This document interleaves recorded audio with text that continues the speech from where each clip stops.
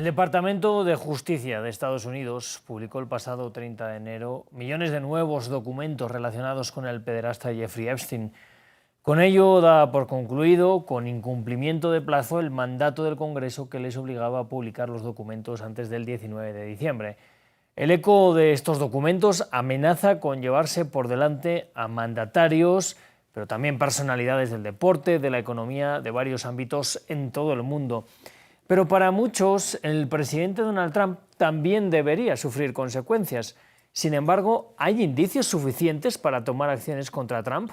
¿Ha colaborado lo suficiente su gobierno en la publicación de los documentos? Y en general, ¿faltan hechos clave por ser publicados, como denuncian los demócratas? Bueno, para debatirlo vamos a tener hoy aquí en France 24 a María Puerta Riera, ella es profesora de Ciencia Política en el Valencia College de Orlando. También a Lawrence J. Gambiner, él es consultor internacional y exdiplomático de Estados Unidos. Antes de comenzar con este programa, les recuerdo que pueden comentar en nuestras redes sociales con el hashtag France24-ES y escucharnos en todas las plataformas de podcast. Eso incluye Apple Podcasts, Spotify, Deezer y TuneIn. Así que ya sí, sin más dilación, vamos a empezar este debate. Numerosos altos cargos de la política y el mundo empresarial, como decía, también del deporte, han dimitido o se han visto señalados tras la aparición de los papeles de Epstein. Para muchos, esta es una historia también Epstein-Trump. Y quiero empezar preguntándole a María Puerta hasta qué punto está implicado el presidente. Aparece unas 6.000 veces en esos documentos, pero aparece con una relación más o menos estrecha. ¿Por qué aparece allí? Él dice que bueno, durante los 90 tuvieron bastante relación, pero que a inicio de los 2000 se alejaron. Creo que es un problema en general para cualquier persona que aparezca mencionada, porque si bien eso no implica la comisión de un delito, por ejemplo, no hay en muchos casos algo que demuestre, son correos electrónicos, notas personales, no necesariamente hay una insinuación de un delito. Sin embargo, el contexto en el que esto se produce es en el de una denuncia masiva por parte de víctimas de trata de blancas, de tráfico de mujeres, menores de edad. Y eso quizás lo que refleja es, en todo caso, eh, asociación, en algunos casos de negocios, en otros personales, con un individuo que fue juzgado, fue llevado a juicio previamente, que murió esperando otro juicio y que su comportamiento ha sido expuesto como el de un pederasta, un pedófilo, y esa asociación, por supuesto, que representa un daño personal. Veamos lo que está pasando, las consecuencias que este caso está teniendo para la familia real en el Reino Unido, para el Partido Laborista. El primer ministro tiene un problema muy serio de daño reputacional, y ese quizás sea el mayor problema que tiene el presidente, pero no creo que por ahora eso vaya a poner en peligro su presidencia.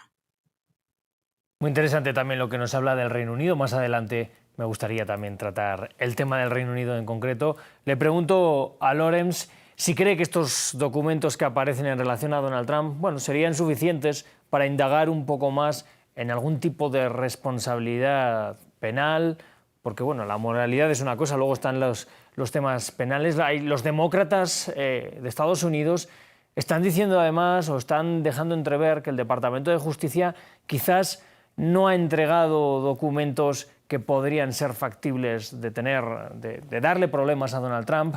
Parece que bueno, muchas de las cosas que han ido saliendo o ya se sabían o ya se intuían.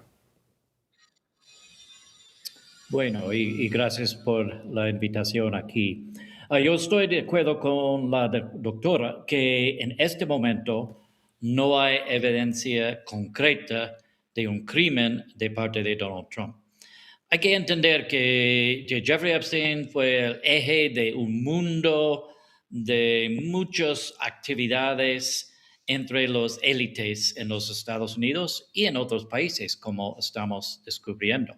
Entonces, hubo fiestas, hubo mujeres, hubo viajes y, como sabemos, hubo muchas acciones ilegales con mujeres de menos de 18 años y otros posibles crímenes involucrados. Pero fue un mundo de élites en que Donald Trump siempre era parte. Y es más, ese sucedió en Nueva York y en Florida, los dos sitios donde Donald Trump siempre ha sido un pez gordo, alguien de importancia. Y él fue parte de la farándula, fue parte de las élites de negocios en Nueva York. Entonces, es natural en un sentido que él hubiera tenido contacto con Jeffrey Epstein y participado con Jeffrey Epstein en unos eventos. Y ahí es la cosa que tenemos que descubrir. Si él estuvo involucrado, yendo a fiestas, conversando en una relación normal de alguien de los élites de Nueva York y Florida, o si él se involucró en la parte criminal. No sabemos todavía. Yo dudo sinceramente que este Departamento de Justicia, manejado por Pamela Bondi, pero sabemos que manejado por Donald Trump, van a dejar salir cualquier cosa que va a implicar a Donald Trump en un crimen. Entonces, es posible que él estaba involucrado, es posible que no. Yo creo que no vamos a saber con certidumbre. De todos modos, no vamos a saber con los papeles que han sido soltados, porque cualquier cosa que pueda implicar a Donald Trump en un crimen va a ser seguramente redactado de los papeles. Pues María, le veo asentir con la cabeza con lo que nos está diciendo también Lorenz. ¿Cree que más allá de que pueda haber o no pueda haber papeles que involucren a Donald Trump, de momento no lo sabemos, como bien están indicando ustedes, el papel del Departamento de Justicia no va a dar pie a que se sepa?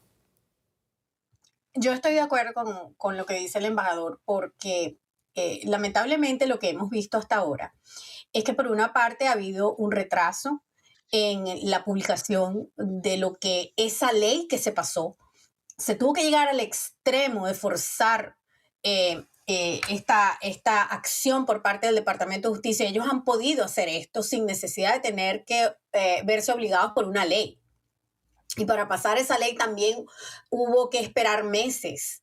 Es decir, ha habido toda una serie de eventos que han prolongado lo que se creía inevitable, que era la divulgación de la información, que también hay que recordar que esto es a petición de las víctimas. Las víctimas quieren que se sepa porque ellas no pueden correr el riesgo de divulgar quiénes fueron sus abusadores, porque pudieran ser sujetas, ellas víctimas, a su vez revictimizadas y además sujetas de demandas por difamación, ¿no? Entonces, la presión que están ejerciendo las víctimas, las sobrevivientes, como ellas se llaman, es poder divulgar los nombres de las personas que abusaron de ellas para entonces que haya claridad y que haya transparencia. Y eso no es, y a eso apunta el embajador, eso no es lo que estamos viendo.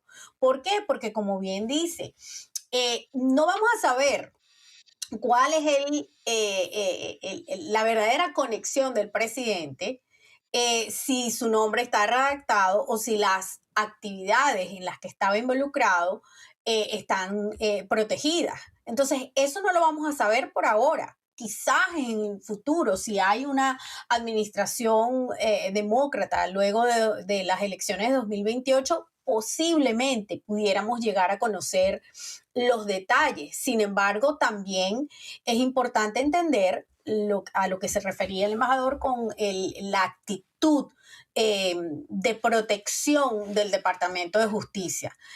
Uno pudiera pensar que por ahora no vamos a conocer el verdadero trasfondo. Además, creo que es importante insistir en el tema de que esto no solamente perjudica al presidente, aquí están involucradas las élites y ahí no hay distinción de si son de derecha, de izquierda, de aquí de Estados Unidos o de Europa.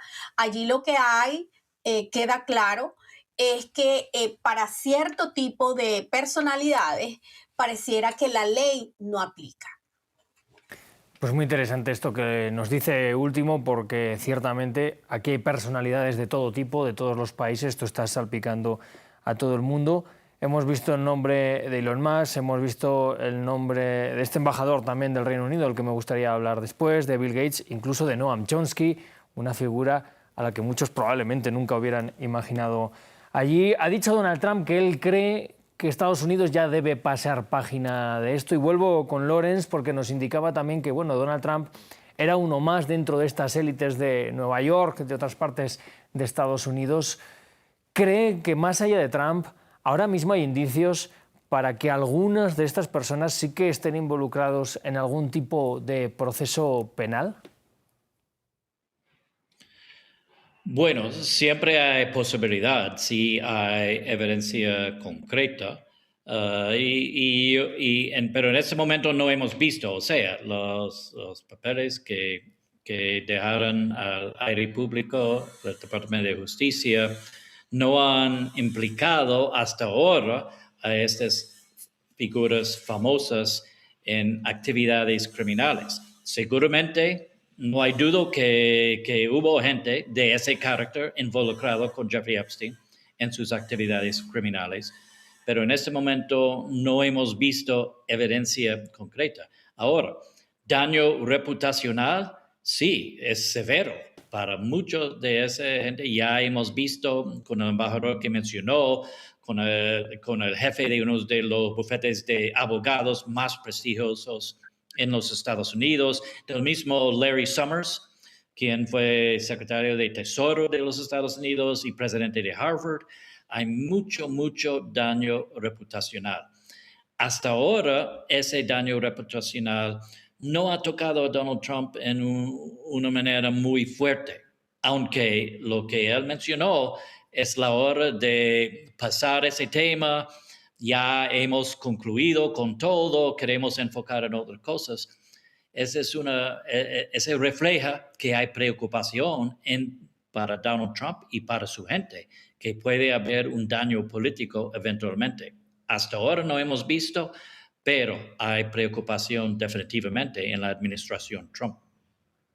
Luego quisiera pasar a otro principal personaje que está ligado con Epstein, que es Bill Clinton, pero quiero preguntarle a María precisamente por el daño reputacional, ya por cerrar, dentro de las bases MAGA que apoyan a Donald Trump. Esto fue en su momento, desde luego, un punto importante, porque bueno, venían a decir que los demócratas básicamente eran unos depravados, que tenía que salir todo.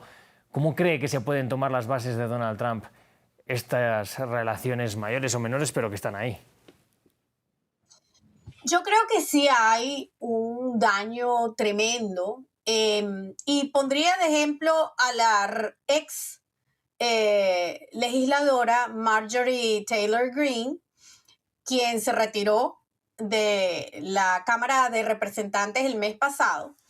Y uno de los argumentos que ella mencionó como un factor determinante, además de su ruptura con el presidente, es que esa ruptura ocurre justamente como consecuencia de la falta de transparencia de parte del presidente y de la falta de apoyo para que se publicaran estos expedientes, esta información, ¿no?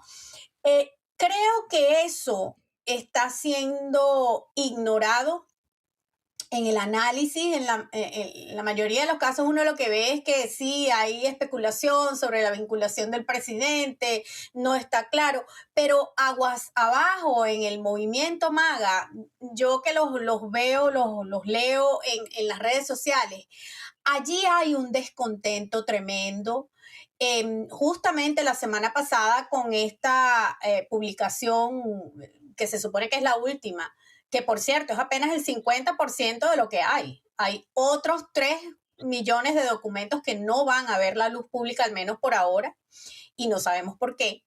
Pero eso justamente ha generado frustración en la base más fuerte, en el corazón MAGA.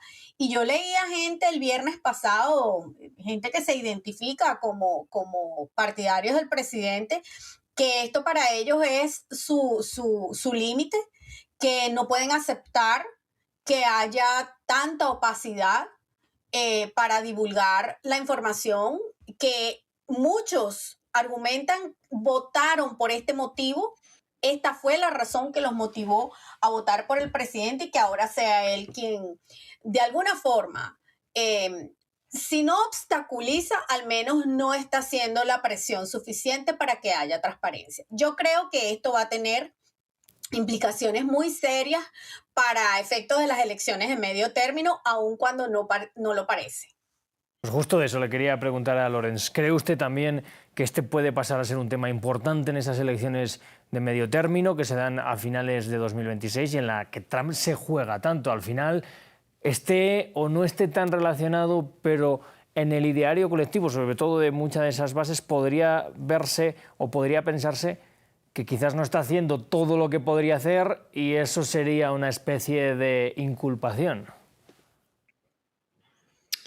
Bueno, al fin y al cabo, yo no creo que ese va a ser un tema de grande importancia para los votantes. Ya sabemos quién es Donald Trump. Ya sabemos que ha hecho y comentado, ha hecho comentarios muy crudos sobre mujeres, sobre sus actuaciones. Ya sabemos que ha tenido relaciones con una prostituta, varias esposas. Entonces, yo creo que en el fondo la gente sabe quién es él. Si solo es limitado a una asociación social con Jeffrey Epstein, yo creo que va a ser un tema relativamente menor. Si hay evidencia de un crimen, esa es otra cosa completamente. Yo creo que la gente va a enfocar mucho más en la economía, en el problema de migración y el abuso que el ICE está haciendo en este momento. Yo creo que esos temas van a ser mucho más importantes en el medio término. Pero es una distracción grande porque Donald Trump en este momento está perdiendo apoyo en cuanto a esos temas de economía, de migración, y él quiere cambiar el tono. Él está acostumbrado a establecer los temas del día. Donald Trump piensa que cualquier cosa que él quiere poner encima de la mesa, los medios van a aceptar como el tema principal. Entonces, él mismo quiere cambiar ese tema para poner su propia agenda frente. Entonces, yo no creo que va a ser un tema tan crítico, pero puede ser una distracción a los temas que son críticos. Claro. Y como mencioné, todo es basado en el hecho de que no hay evidencia de un crimen, porque eso cambiaría todo. Claro, Lorenz, voy a seguir con usted para preguntarle por Bill Clinton. También Hillary Clinton van a tener que hablar los dos ante el Congreso. ¿Qué cree que podría salir de allí? ¿Cree que podemos esperar algún tipo de novedad o a la hora de la verdad va a ser más protocolario?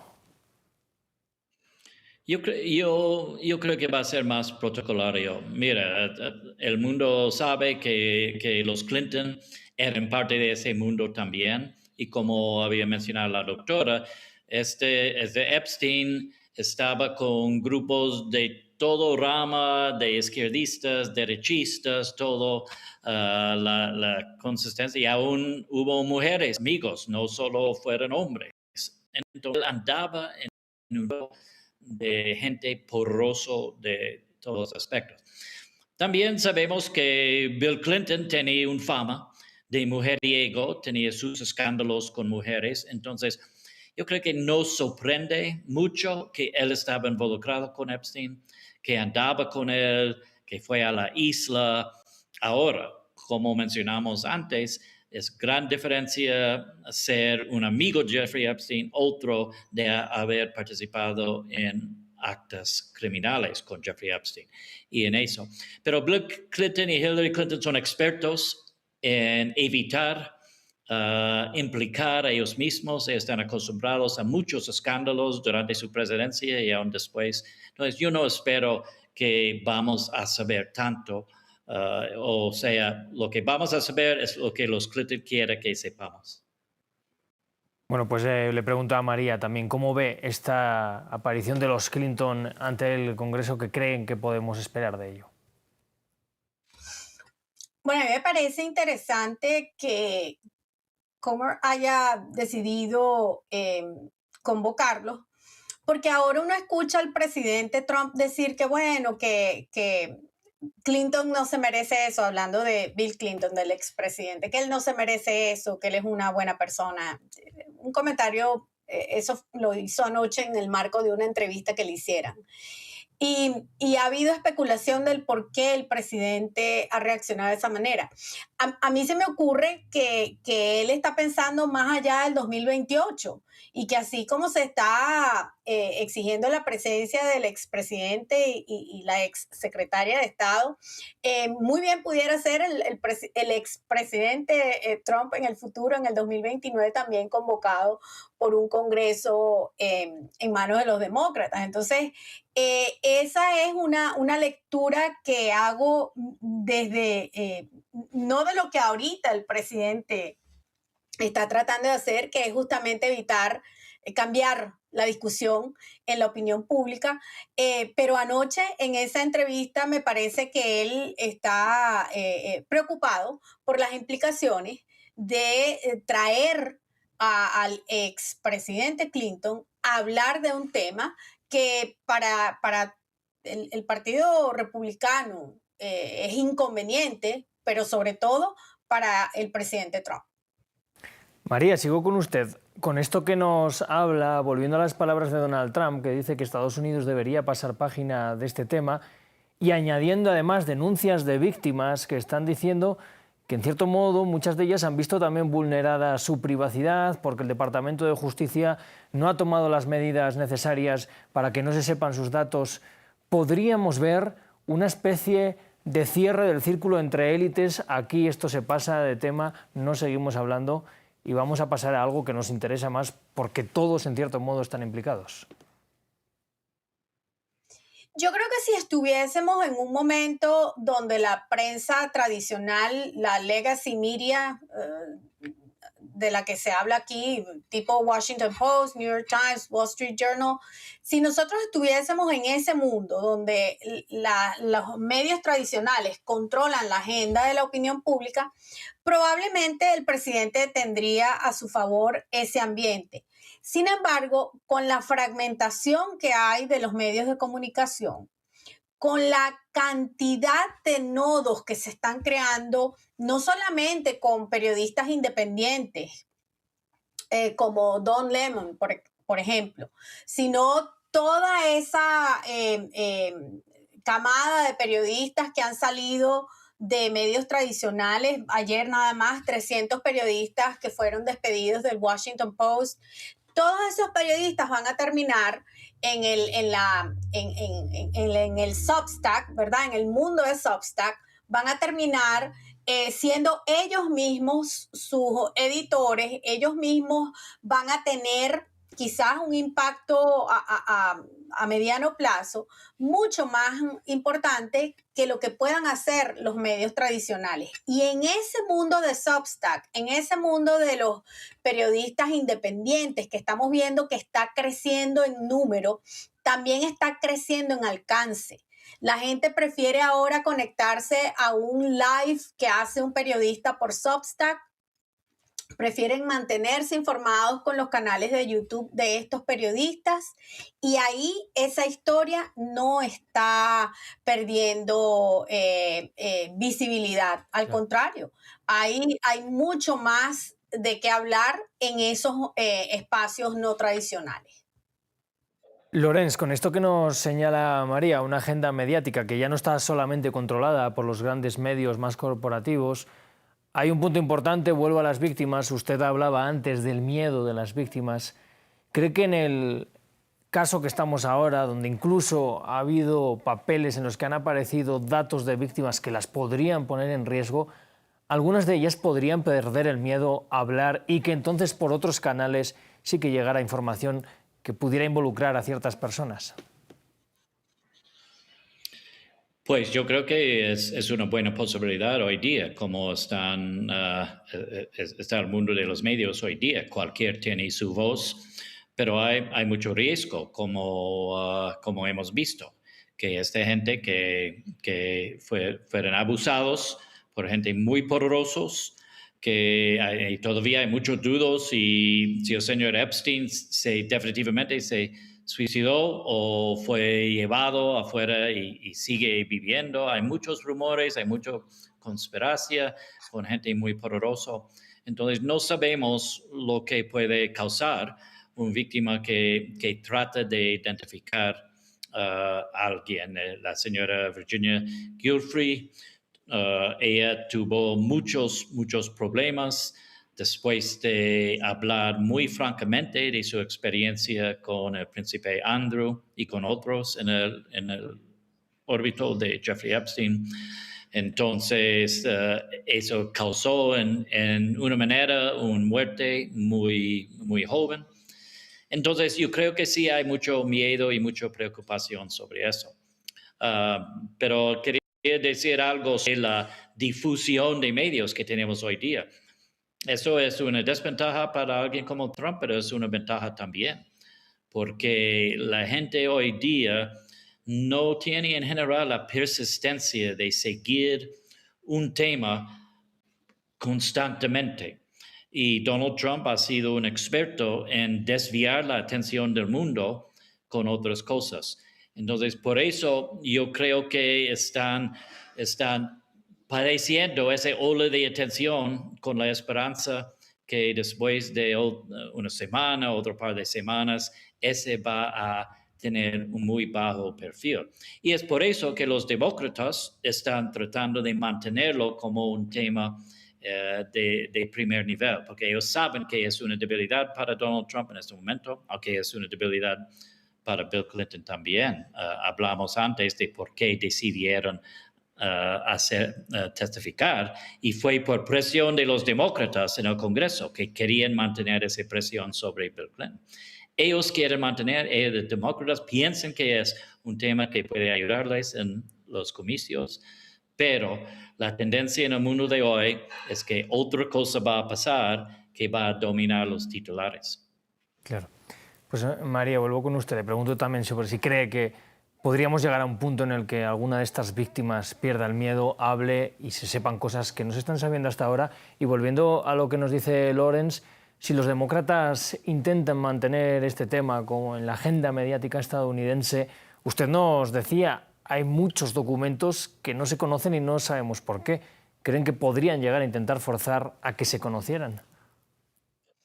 Yo creo que los legisladores Massey y Cana, que son los que estuvieron detrás de la ley que permitió, que forzó al gobierno a publicar estos documentos, yo creo que ellos van a seguir trabajando el tema, ellos van a seguir presionando. Creo que más allá de que sea porque también tenemos que ser claros, vienen unas elecciones de medio término y este es un tema que a mucha gente le interesa, ¿no?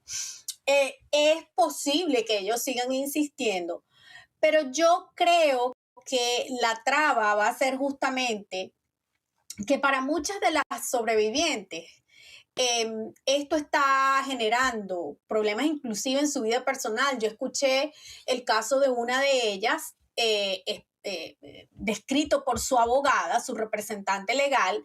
Ella es una terapeuta y ella está teniendo problemas en su trabajo porque su información fue divulgada en esos documentos. Y debido a las características de su trabajo, eso es un problema muy serio para ella.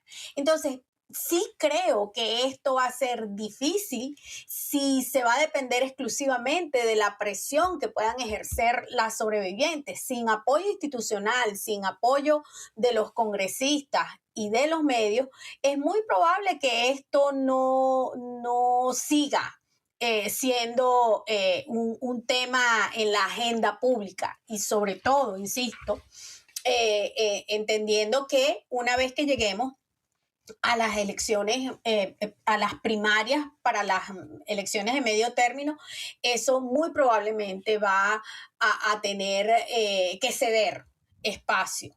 Si se mantiene vivo gracias a la campaña es otra cosa, pero ahí es donde vamos a ver quiénes van a asumir el liderazgo, además de los representantes Masi y Cana. Bueno, Lawrence, vuelvo con usted. Hay mucho, o ha habido mucho secretismo en torno a este caso y hay muchas teorías de la conspiración también. Muchas quizás vienen precisamente por el secretismo, porque no se sabía o no se divulgó nada de esto. Y también hay mucha gente que se pregunta cómo no se pudo saber nada de esto durante tanto tiempo cuando había tanta gente involucrada. Al final, en muchos casos, siempre acaba habiendo alguna filtración. Tenemos que entender que esto era una cosa de élites que se encargaban bien de que no se supiera nada. Sí, definitivamente, Rodrigo. Hay que recordar también que Epstein empezó esta carrera, entre comillas, antes de que los medios y el teléfono y las fotos tan fácil sacaran su teléfono móvil, antes de ese mundo existía. Fue un mundo más fácil mantener unos secretos. Y en los últimos 5 o 10 años, cuando llegó a la luz del día, sí hubo esfuerzos de parte del oficialismo, tanto demócratas como republicanos, de mantener este secreto. Hay que recordar que los demócratas bajo Joe Biden tenían control del Congreso y del Ejecutivo, y ellos no decidieron ampliar y ofrecer esos papeles a la luz pública durante su tiempo, porque sabían que hay mucha gente poderosa de su partido, donantes, tanto como figuras políticas, quienes estaban involucrados. Y también ya sabemos el famoso caso de que en Florida, por la influencia que ahora Pam Bondi, que era un funcionario jurídico en Florida y también de un ex ministro durante la primera época de Trump, que ellos ayudaron a que Epstein no tuvo que pagar un precio, pero ese fue hace 10, 15 años. Entonces, tras el tiempo, hubo un acuerdo, yo creo que un entendimiento entre mucha gente poderosa que fue mejor que esto se sepultó y que no iba a ayudar a ninguna parte que saliera a la luz del día. María, visto esto que nos dice Lawrence ahora también, entonces es posible entender que todo esto ya haya ayudado también a esa desconexión entre el pueblo estadounidense. Nos vamos a centrar en el pueblo estadounidense porque al final se centra allí también toda esta investigación, y unas élites que gobiernan el país. Hay muchos problemas que vive la sociedad estadounidense que, aunque directamente no estén conectadas con el caso Epstein, podríamos entenderlas también en esa dualidad entre unas élites y el pueblo. Yo creo que ayudó que las personas involucradas han sido personas siempre cercanas al poder, sino directamente poderosas, ¿no? Porque hay jefes de Estado, pero también hay simplemente gente con una enorme riqueza, lo suficiente como para impedir esa transparencia. Pero creo que hay algo mucho más serio, y es que allí había personas que quizás lo que estaban era aprovechando las conexiones de Epstein, justamente porque él lograba convocar gente con poder, jefes de Estado, la realeza, inversionistas, dueños de medios. Es decir, Epstein era un organizador, y eso es lo que uno entiende que está detrás de todo esto. Yo escuché a alguien decir algo: esto no tendría nada de raro en el mundo que vivimos, de no ser por el tema de la pedofilia como un defecto de Epstein. De no haber Epstein cometido estos crímenes contra estas niñas menores de edad, pues quizás no tuviese mayor relevancia el tráfico de influencias, porque de eso se trata. Epstein era un operador que no sabemos para quién trabajaba, pero lo que sí hacía era conectar gente. Y en eso su socia era experta, dadas sus conexiones con la familia real, su background desde el punto de vista personal, por las relaciones del padre. Entonces, aquí lo que había era un negocio y lamentablemente nos enteramos de las características del negocio es porque las víctimas en algún momento hablaron. En algún momento hubo denuncias que alcanzaron a Epstein y que, como bien lo han dicho ustedes, Epstein no tuvo una condena como la que hubiese tenido cualquier delincuente de esas características porque estaba amparado por el poder de sus conexiones. Realmente por eso es que ha sido una historia lamentable, no solamente el abuso al que fueron sometidas las víctimas, sino la falta de justicia, la ausencia de justicia, además de la falta de transparencia. Pues María, muy interesante esto último que nos comentas. Si me permite, voy a dejar esta que sea su última intervención y le voy a dar un último minuto a Lorenz para, a raíz de lo que nos comenta María, preguntarle. Hay voces también que dicen que Jeffrey Epstein en este tráfico de influencias podría haber trabajado para algunas agencias de inteligencia. ¿Ve factible este caso o forma parte más del misticismo de la historia? Bueno, no puede descartar ninguna teoría porque fue un hombre misterioso. ¿Cómo llegó a ese nivel de poder sin tener un background, sin tener una experiencia académica de involucramiento con esa clase de gente? Entonces, hay rumores, hay suspiciones, no hay evidencia hasta ahora. Entonces es difícil de decir con certidumbre, pero no se puede descartar que él sí estaba involucrado en cosas más importantes, lo que también explicaría la falta de transparencia en su vida y en sus actividades. Sí. Pero yo quiero estar de acuerdo con la doctora que ese es tráfico de influencias que pasa en todo el mundo, pasa todo el tiempo. Y lo que tiene aquí son élites muy importantes, pero el clave de todo eso es que involucrar a esa gente famosa en crímenes o solo fueran socios de Epstein en sus actividades sociales y de influencia. Esa es la gran diferencia que tenemos que decidir. Pues Lorenz J. Gambinier, una vez más, gracias por estar con nosotros en France 24. De momento nos quedamos con esa duda. Probablemente vayamos sabiendo todavía un poco más en los próximos meses. María Puerta-Riera, muchísimas gracias también por estar aquí con nosotros hoy en France 24. Gracias a ustedes. Gracias a ustedes. Y yo les quiero agradecer, por supuesto, a ustedes también, nuestra audiencia, por acompañarnos una vez más en el debate. Saben que van a poder ver este episodio y todos los anteriores en nuestro sitio web y en nuestro canal de YouTube. Agradezco también a nuestro equipo de invitados, a la producción, luces, cámaras y sonido. Les dejamos ya con toda nuestra programación.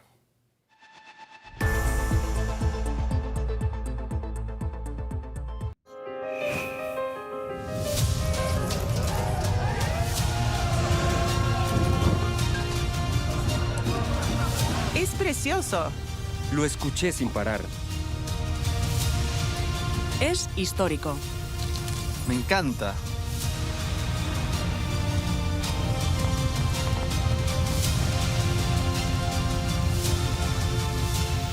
La cultura resuena todos los días en France 24.